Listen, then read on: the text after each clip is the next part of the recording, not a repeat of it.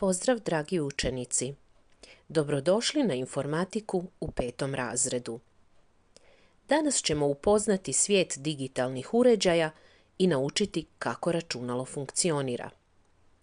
Možda mislite da je računalo samo kutija s ekranom i tipkama, ali ono se sastoji od više važnih dijelova.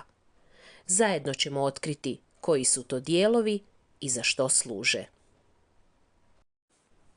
Navest ćemo osnovne komponente računala, prepoznati komponente računala na slici ili u stvarnosti, razumjeti da su komponente međusobno povezane i surađuju kako bi računalo funkcioniralo. Razumjet ćemo da se digitalni sustavi mogu povezati i razmjenjivati podatke putem mreže. Naučimo što je digitalni uređaj. Digitalni uređaji su svi uređaji koji obrađuju podatke pomoću brojeva, digitalno.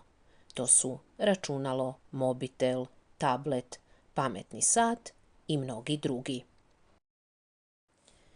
Već smo ranije rekli da se računalo sastoji od više dijelova i da svaki dio računala ima svoju važnu ulogu. Tipkovnica je dio računala koji koristimo za unos teksta i naredbi.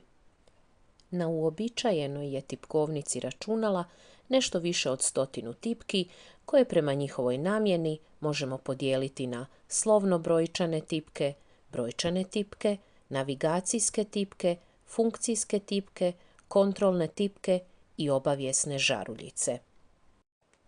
Miš je, kao i tipkovnica, ulazni uređaj računala. Računalni miš najčešće ima dvije tipke, lijevu i desnu, te kotačić između njih. Lijevom tipkom miša označavamo ili otvaramo izbornike. Premještamo objekte, označavamo više datoteka ili mapa, a ako 2 puta kliknemo na lijevi klik miša, pokrećemo programe, otvaramo dokumente ili mape. Označavamo riječi. Desnom tipkom miša otvaramo skočne izbornike koji nam na sebi pokazuju naredbe koje je moguće izvršiti na mjestu na koje smo kliknuli. Namjena kotačića je pregledavanje sadržaja prozora koji prelazi veličinu prozora.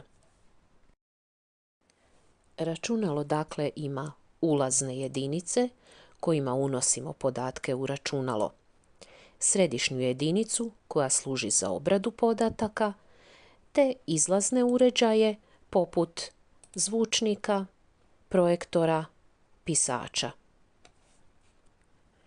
Izlazni su uređaji oni uređaji pomoću kojih možemo vidjeti ili čuti prikaz rezultata rada na računalu. Upoznajmo detaljnije središnju, odnosno sustavnu jedinicu računala. U njezinu se kućištu nalaze matična ploča, procesor, središnji i pomoćni spremnici, te dodatne kartice, grafička, zvučna, mrežna i druge, te uređaj za napajanje. Matična ploča važna je komponenta unutar kućišta računala. Osnovna je središnja jedinica računala, povezuje unutarnje i vanjske, ulazne ili izlazne uređaje s procesorom računala. Procesor ili CPU središnja je jedinica za obradu podataka. Pričvršćuje se na matičnu ploču. Pri radu se zagrijava, te ga je potrebno hladiti. Upravlja radom svih dijelova računala i usklađuje njihov rad. Sve o čemu smo do sada govorili ubrajamo u sklopovlje, odnosno hardware računala. To su fizički dijelovi računala koje možemo vidjeti i opipati. Sklopovlje još možemo podijeliti na vanjske dijelove, odnosno uređaje, i na unutarnje dijelove, odnosno uređaje. Ti vanjski uređaji još mogu biti ulazni i izlazni. Do sada smo upoznali dijelove računala koje možemo vidjeti ili dodirnuti. Dakle, sklopovlje ili stručnije hardware. Ali da bi računalo radilo, nije dovoljno da imamo samo te dijelove. Za rad računala potrebna je još i programska podrška ili softver. Softver su svi programi i aplikacije koje koristimo.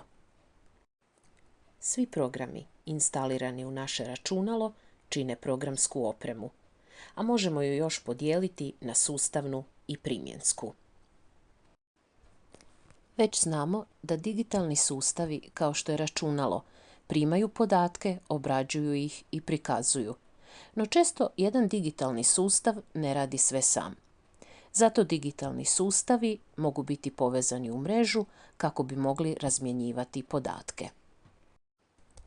Povezivanje računala u računalnu mrežu ima mnoge prednosti, poput jednostavne razmjene dokumenata. No uz prednosti uvijek se izlažemo i mogućim rizicima, poput toga da ugrozimo svoju privatnost ili sigurnost podataka. Ponovimo.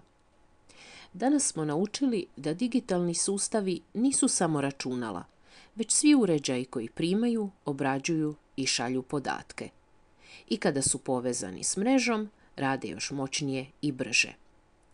Vidjeli smo da mrežno povezivanje ima mnogo prednosti. Omogućuje nam brzu komunikaciju, dijeljenje podataka i suradnju.